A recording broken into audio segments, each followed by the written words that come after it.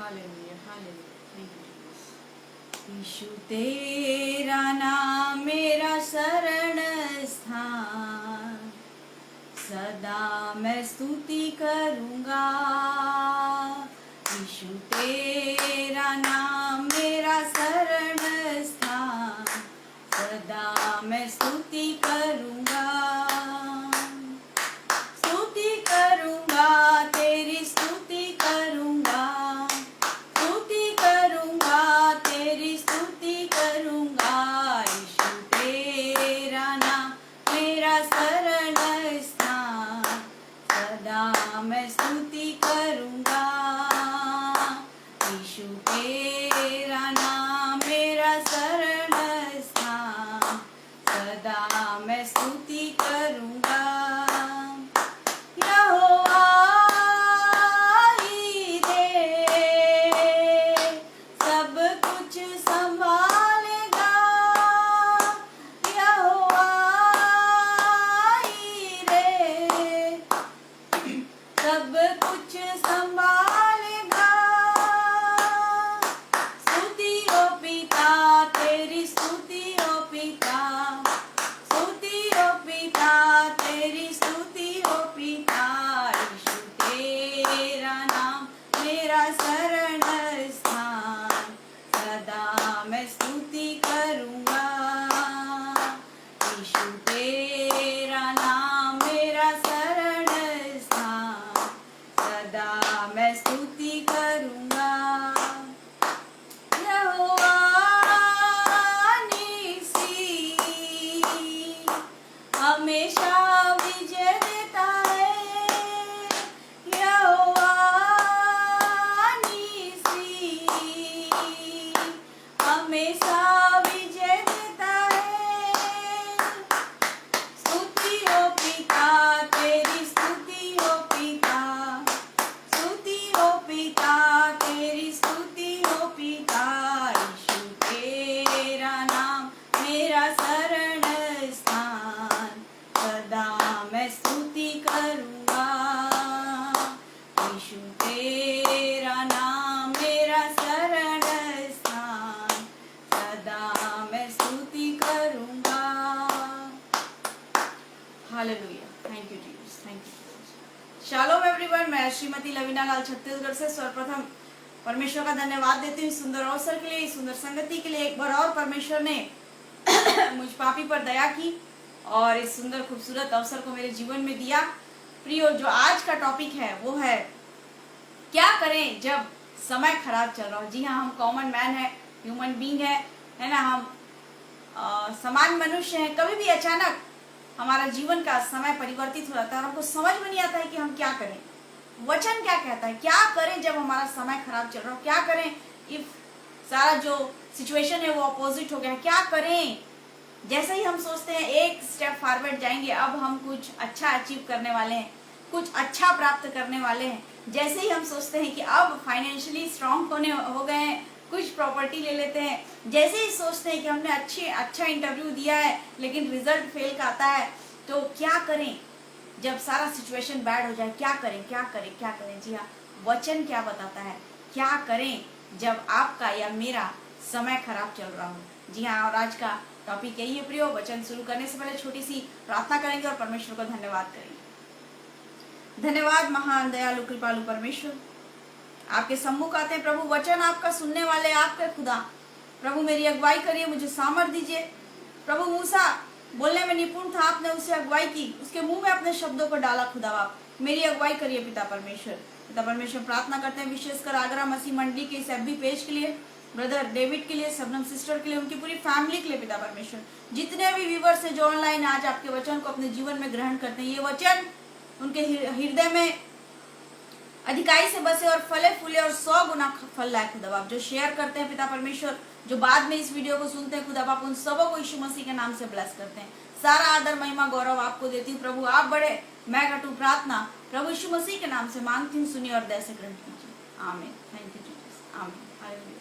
क्या करें जब सिचुएशन सारी अपोजिट डायरेक्शन में, क्या करें जब हमको कुछ समझ ना आ रहा हो, क्या करें जब हम फाइनेंशियली जीरो हो गए हैं, क्या करें जब बच्चे हाथ से निकल गए, क्या करें जब पति एडिक्ट हो गया, क्या करें जब पत्नी बात नहीं मान रही है। ऐसी बहुत सारी प्रॉब्लम आपके और मेरे जीवन में चलती रहती है। प्रियो, वचन का जो आज है कीवर्ड्स है अय्यूब चैप्टर 30 वर्स 26।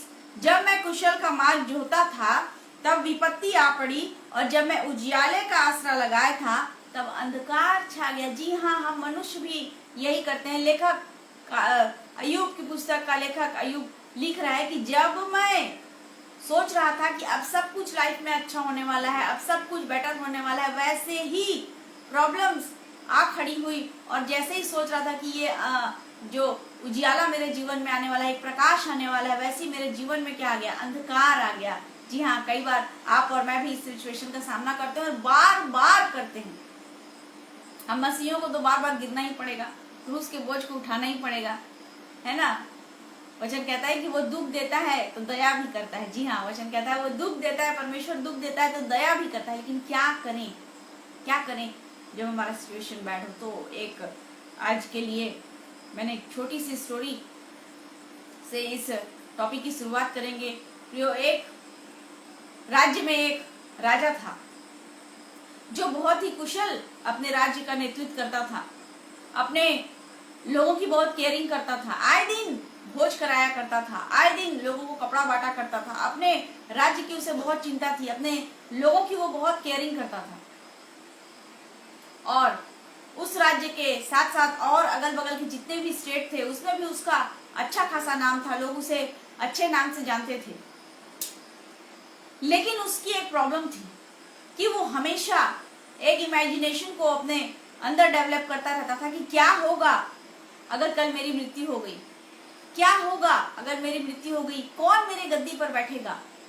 क्योंकि राजाओं की तो बहुत सारी रानियां हुआ करती थी उस टाइम पे। जी हाँ, तो वो हमेशा भय में अपने जीवन को जीता था। क्या होगा अगर अन्य राज्यों ने मेरे राज्य पर आक्रमण कर लिया, क्या होगा अगर मेरा सारा धन वैभव नाम शोहरत चला गया, क्या होगा जब मेरे परिवार वाले मुझसे बिछड़ गए। यानी कि वो इस कल्पना में दिन रात जिया करता था कि क्या होगा, क्या होगा, क्या होगा अगर अचानक विपत्ति मेरे जीवन में आ जाए। और उसी राज्य में एक किसान रहा करता था जो बड़ा ही क्लेवर था। काफी लोग उसके पास अपनी समस्याओं को लेकर जाते थे और जो किसान था वो तुरंत उनकी समस्याओं का समाधान उन्हें बता देता था। जब राजा के पीए ने देखा कि राजा काफी चिंतित है और काफी समझाने पर भी राजा मानने को तैयार नहीं है कि अननेसेसरी चिंताएं करना ठीक नहीं है, तो उसके पीए ने उससे कहा कि क्यों ना हम उस किसान से कांटेक्ट करें जो लोगों की समस्याओं का समाधान करता है। और राजा ने कहा हाँ हाँ बिल्कुल, बुलाया जाए उस किसान को। और दरबार में उस किसान को बुलाया गया जो उस राज्य का क्लेवर किसान था। राजा ने उसे बताया कि मैं एक कुशल राज्य का नेतृत्व कर रहा हूँ, मैं एक कुशल राजा हूँ, मुझे पता है मेरे राज्य में सब सुखी है, मुझे पता है। लेकिन फिर भी ये चिंता मुझे दिन रात सताए रहती है कि कल अगर मैं मर जाऊं तो मेरी गद्दी पर कौन बैठेगा, कल अगर दूसरे राज्य के राजा मेरे राज्य पर आक्रमण कर लें तो मेरा क्या होगा, मेरे परिवार का क्या होगा, मेरी जनता का क्या होगा, कल अगर मेरा राजकोष खाली हो जाए तो क्या होगा। किसान उसकी समस्या को सुन रहा था प्रियो, और सुनते सुनते किसान मुस्कुराया और उसने राजा से कहा हे राजन, मुझे एक कलम और एक पेपर दे दिया जाए। राजा ने तुरंत आदेश दिया और एक कलम और कागज उस किसान के सम्मुख पेश किया गया। किसान ने उस कागज पर कुछ लिखा और उसे मोड़ा और मोड़कर एक छोटी सी डिबिया में उसे पैक किया और कहा कि राजा जी, जब आपको लगे कि आपके जीवन की ये सबसे बड़ी विपत्ति है और आप इस विपत्ति से निकल नहीं पा रहे हैं, तभी आप इसको खोलिएगा। राजा को बड़ा अच्छा लगा और किसान चला गया। कुछ दिनों बाद अचानक राजा के राज्य में आक्रमण हुआ प्रियो, और उसका सारा राजपाट छीन गया, सारा वैभव छीन गया, सारा सोना चांदी छीन गया। वो अपने परिवार और कुछ सोल्जर्स के साथ दर दर भटकने लगा, इस जंगल से उस जंगल, उस जंगल से उस जंगल। एक दिन रात के समय जब वो लेटा हुआ था तो उसे अचानक याद आया कि मैंने किसान को अपनी प्रॉब्लम बताई थी और किसान ने मुझे एक डिबिया दी थी। और अचानक जब राजा को याद आया, राजा ने अपने परिवार वालों को आवाज दी, अपने सोल्जर्स को आवाज दी और कहा आओ, किसान ने मुझे बताया था कि जब तुम बड़े गहरे विपत्ति में पड़ो तभी इस डिबिया को खोलना। और राजा ने उस डिबिया को खोला, उसमें जो छोटा सा कागज था उसमें मात्र एक लाइन लिखी हुई थी प्रियो, और राजा ने उसे खोलकर पढ़ना शुरू किया। हे राजन, उसमें लिखा हुआ था, हे राजन, ये विपत्ति भी टल जाएगी। जी हाँ, ये विपत्ति भी टल जाएगी, और परमेश्वर भी हमारे लिए और आपके लिए और मेरे लिए यही बात को कहता है कि कोई भी समय निर्धारित नहीं है। आज आपका जीवन उदास है, आज आप निराश हैं, आज आप विपत्ति में पड़े हुए हैं, आज आप बीमारी में हैं, तो याद रखिए कल का दिन परमेश्वर ने आनंदित रखा है, कल का दिन परमेश्वर ने खुशियों से भरा रखा हुआ है आपके लिए। परमेश्वर ने किसी भी दिन को स्टेबल नहीं बनाया है प्रियो, वो तो ऋतुओं को बदलने वाला खुदा है। वो दुख देता है तो उसके साथ दया भी करता है, लेकिन हम आम मनुष्य हैं, थोड़ी सी प्रॉब्लम आती है और हम हाय हाय करने लगते हैं, हम परेशान हो जाते हैं, लोगों को कॉल्स करने लगते हैं, मैसेज करने लगते हैं और चाहते हैं कि कोई हमें सांत्वना दे, कोई हमारा वेल विशर बने, कोई हमारा सांत्वना दे कि हाँ सिस्टर लाल मैं आपके साथ हूँ। हम मसीहियों के जीवन में सांत्वना की आवश्यकता नहीं है प्रियो, क्योंकि हमारे पास राजाओं का राजा त्रैक परमेश्वर है, कोई मामूली गॉड नहीं है। इसलिए हमेशा याद रखिए, अगर आज आप विपरीत कंडीशन में हैं, आज आप प्रॉब्लम में हैं, आज आप निराशा में हैं, आज आप उदासी में हैं, आज आप अकेलेपन में हैं, आज आप सोच रहे हैं कि आपके बच्चे वापस नहीं आ पा रहे हैं आपके पास, आज आप सोच रहे हैं कि आपका परिवार बिखर गया है, हो सकता है प्रॉपर्टी आपकी नहीं बढ़ रही है, हो सकता है आपको जॉब नहीं मिल रही है, तो हमेशा याद रखिए कि ये खराब समय जो चल रहा है ये भी परमेश्वर बदल देगा और एक अच्छे समय को आपके जीवन में देगा, और जरूर देगा, जरूर देगा, जरूर देगा। सपोपदेशक की पुस्तक चैप्टर 3 वर्स 4 अगर हम रीड करते हैं, सपोपदेशक लिखने वाला लेखक राजा सुलेमान, कोई मामूली व्यक्ति ने ये बात नहीं लिखा, राजा सुलेमान लिख रहा है इसको। क्या लिख रहा है राजा सुलेमान?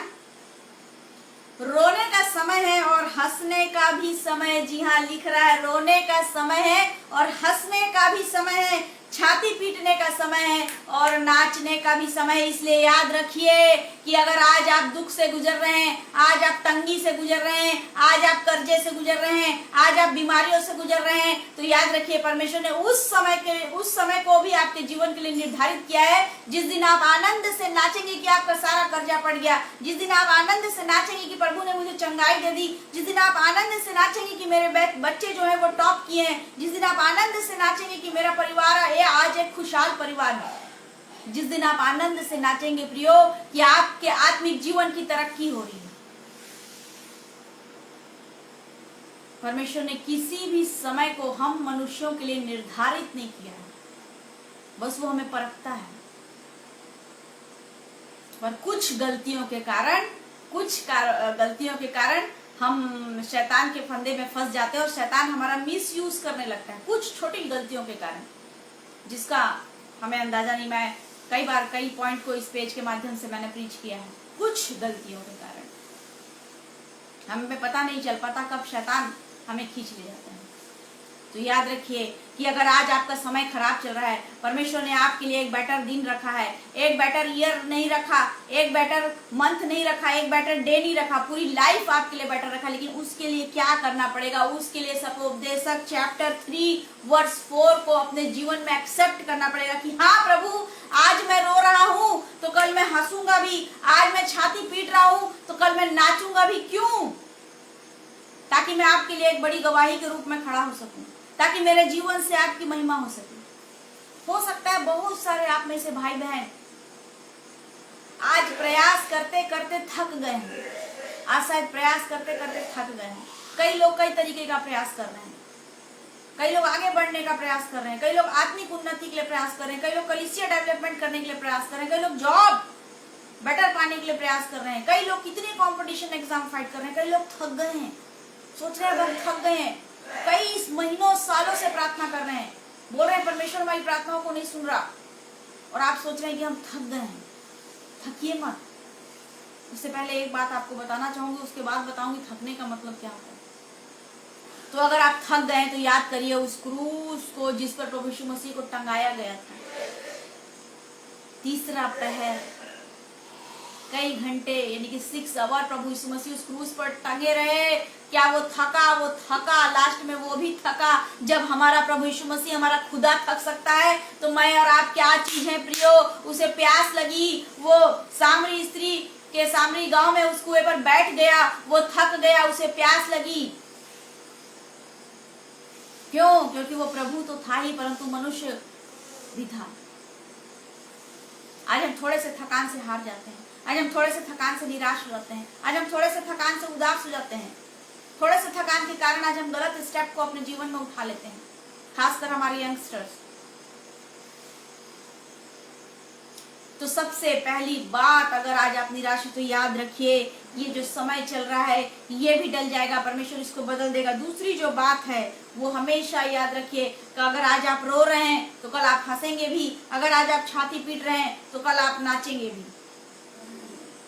ये दिन भी नहीं रहेंगे, जी हाँ, ये दिन भी नहीं रहेंगे, हमेशा याद रखिए। दूसरा जो पॉइंट है, हमेशा नेगेटिव बातों को मत सोचते रहिए, नेगेटिव बातों को, नेगेटिव लोगों को अपने जीवन से अवॉइड करिए। हमेशा हाय हाय मत करते रहिए, ये हो गया, वो हो गया, ये प्रॉब्लम आ गई। हमेशा इन चीजों को अपनी लाइफ से अवॉइड करिए। साम चैप्टर 139 वर्स 17 से 18 अगर हम पढ़ते हैं तो वहां पे लिखा हुआ है, मेरे लिए तो हे ईश्वर तेरे विचार, मेरे लिए तो हे ईश्वर तेरे विचार क्या ही बहुमूल्य हैं। बहुमूल्य मतलब जिसकी कोई कीमत नहीं है। कॉस्टली एक वर्ड आता है, प्रीशियस एक वर्ड आता है, उससे भी बढ़कर बहुमूल्य है। परमेश्वर के विचार हमारे लिए जो है, परमेश्वर का जो थॉट है हमारे लिए, हमारे खुदा का जो थॉट है हमारे लिए, वो जो सोचता है हमारे लिए, वो बहुमूल्य है, उसकी कोई कीमत नहीं है। हम मनुष्य, हम छोटा ही सोचते हैं, अच्छी नौकरी, अच्छा घर, अच्छी पत्नी, अच्छा पति, अच्छे बच्चे। इसके अलावा वचन कहता है पहले स्वर्गीय वस्तुओं की खोज करो, पहले परमेश्वर के राज्य की खोज करो, तब सारी वस्तुएं तुम्हें खुद ब खुद मिल जाएंगी। लेकिन हम यही संसारिक चीजों को पकड़े रहते हैं, घर, पैसा, नौकरी, बच्चे। इसके आगे का तो हम सोचते ही नहीं। जो सुपर नेचुरल थिंग हमारे लिए परमेश्वर ने रखा हुआ है। पौलुस कहता है मुरझाए हुए मुकुट के लिए मत दौड़ो, उस मुकुट के लिए दौड़ो जो कभी ना मुरझाने वाला है। और हम किसके लिए दौड़ रहे हैं? पैसा जो एक दिन नष्ट हो जाएगा, घर जो एक दिन टूट जाएगा, भूकंप आया घर टूट गया, सुनामी आया घर चला गया, बच्चे जो एक दिन हमको छोड़कर चले जाएंगे।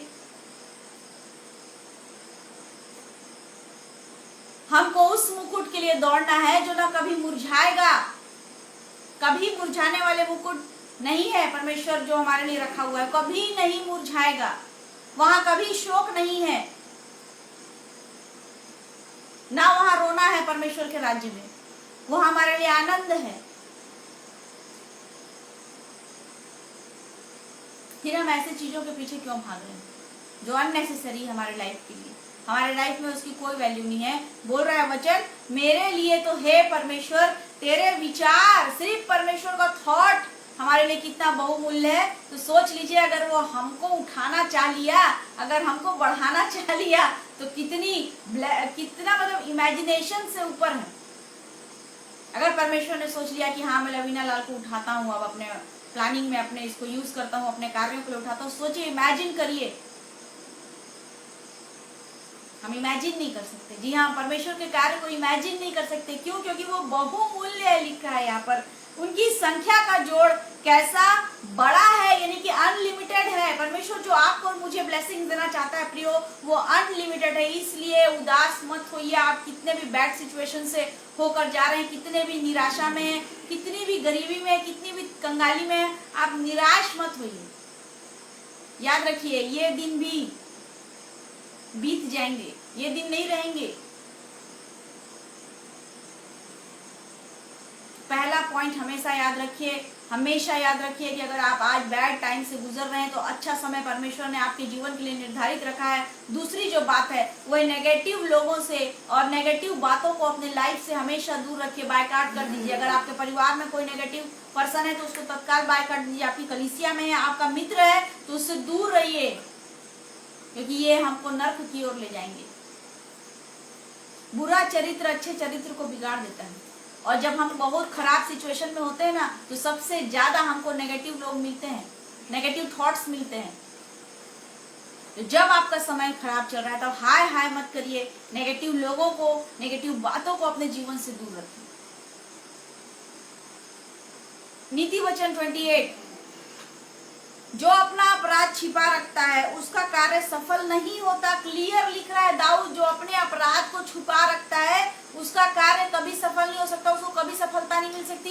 कितनी प्रार्थना कर लीजिए, कितना उपवास रख लीजिए, कितना बाइबल का अध्ययन कर लीजिए, अगर आप अपने सीनों को एडमिट नहीं करेंगे, स्वीकारेंगे नहीं कि हाँ परमेश्वर मैं पापी हूँ, मैं एक्सेप्ट करता हूँ आपके सम्मुख, तब तक आपके जीवन में सफलता को आप कभी भी नहीं देख सकते। आगे लिखता है, परंतु जो उसको मान लेता है और छोड़ भी देता है उस पर दया की जाएगी। परमेश्वर उसी पर दया करता है। पहला, जो अपने सिन को एडमिट कर लेता है, परमेश्वर के सामने मान लेता है, स्वीकार लेता है। दूसरा, जो उसको छोड़ने का प्रयास करता है। दूसरा, जो उसको छोड़ देता है, उसी पर परमेश्वर क्या करता है? दया करता है। उसी पर क्या करता है? अनुग्रह करता है। उसी के कामों को परमेश्वर क्या करता है? सफलता देता है। हम सोचते हैं हम कॉमन मैन हैं, हम सोचते हैं कि हम सामान्य व्यक्ति और हम हार मान जाते हैं। हार नहीं मानना है। कितना भी बड़ा सिचुएशन खराब हो, कितना भी बैड सिचुएशन में, कितना भी सारे रास्ते अपोजिट हो गए हो, कितनी भी विकराल स्थिति हो गई, परमेश्वर को धन्यवाद दीजिए। पहला बात हमेशा याद रखिए कि किसी भी दिन को परमेश्वर ने स्थायी नहीं रखा है। जो ये दिन, बुरे दिन चल रहे हैं, वो जल्द ही आपके जीवन से जाने वाले हैं और परमेश्वर उस आनंद को आपके जीवन में देने वाला है। जो आज समय खराब चल रहा है, परमेश्वर उसको बदलने वाला है। परमेश्वर आपको नाचने के लिए तैयार करने वाला है। आप आनंद से उसकी जय जयकार करेंगे कि परमेश्वर ने इन अद्भुत चिन्हों और चमत्कारों को मेरे जीवन में किया। हाय हाय मत करते रहिए एनी टाइम पर। तीसरा जो पॉइंट है, अपने अपराधों को उसके सम्मुख मान लीजिए कि परमेश्वर, मैं अपने सारे सिंस को आपके सम्मुख एडमिट करता हूँ। फिर देखिए परमेश्वर आपके कार्यों को कैसे सफलता देता है। विलाप गीत चैप्टर 3 वर्स 31-32, क्योंकि प्रभु मन से सर्वदा उतारे नहीं रहता, चाहे वह दुख भी दे तो भी अपनी करुणा की बहुतायत के कारण वह दया भी करता है।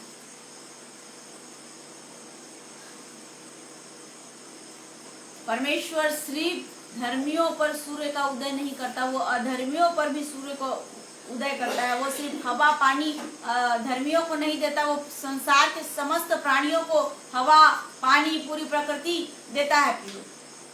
इसीलिए यहाँ पर लिखता है, प्रभु मन से सर्वदा उतारे नहीं रहता। अगर जिस दिन परमेश्वर ने हमको मन से उतार दिया, उस दिन तो हमारा अंत है। वचन कहता है, तेरे चित्रों को मैंने अपने हथेली पर खोद कर रखा है। क्यों रखा है? परमेश्वर उसे देखता है, बार बार देखता है। ये मेरा पुत्र है जो मुझसे दूर चला गया, ये मेरी बेटी है जो मुझसे दूर चली गई है, ये मेरी बेटी है जिसके जीवन में दुख है। प्रभु यीशु मसीह हमारे लिए और आपके लिए रोता है परमेश्वर के सम्मुख बैठकर। वो बोलता है, परमेश्वर पर दया कर दे, दया कर मेरे बच्चों पर। वो प्रार्थना करता है परमेश्वर से हमारे लिए। वो हमारे आंसुओं को कुप्पी में रखता है। जिस दिन परमेश्वर हमको अपने मन से उतार लिया, वो दिन हमारा अंतिम दिन होगा प्रियो। इसलिए वचन कहता है, क्योंकि प्रभु मन से सर्वदा उतारे नहीं रहता, चाहे वो दुख भी दे। जी हाँ, अगर आज आपके जीवन में दुख है तो याद रखिए, तो भी अपनी करुणा के अनुसार, आगे लिखा है, बहुतायत के कारण वह दया भी करता है। दया करता है, तभी तो हम जीवन के सारे एग्जाम्स को फाइट करते हैं और उससे क्लियर हो जाते हैं। जीवन के सारे एग्जाम को फाइट करके हम क्लियर होते हैं। क्या इससे पहले आज आप सोच रहे हैं कि मेरे जीवन में दुख आ गया, तकलीफ आ गई, बीमारी आ गई, क्या इससे पहले परमेश्वर ने आपके जीवन में खुशियां नहीं दी थी? क्या परमेश्वर ने आपको ब्लेसिंग्स नहीं दी थी? दी थी प्रियो।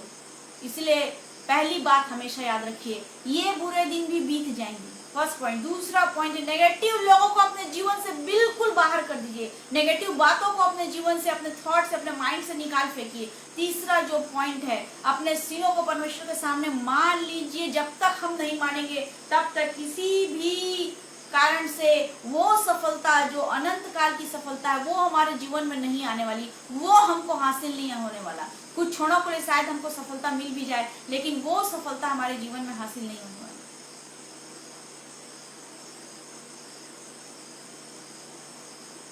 और सबसे बढ़कर ये याद रखिए कि परमेश्वर ने आपके चित्रों को हथेली पर खोद कर रखा है, वो बार बार उसको देखता है, बार बार रोता है आपके लिए, बार बार आप पर तरस खाता है। तभी तो हम इन सारे दुख के सिचुएशन से क्या हो सकते हैं, बाहर हो सकते हैं, इन दुखों को हम फाइट कर सकते हैं।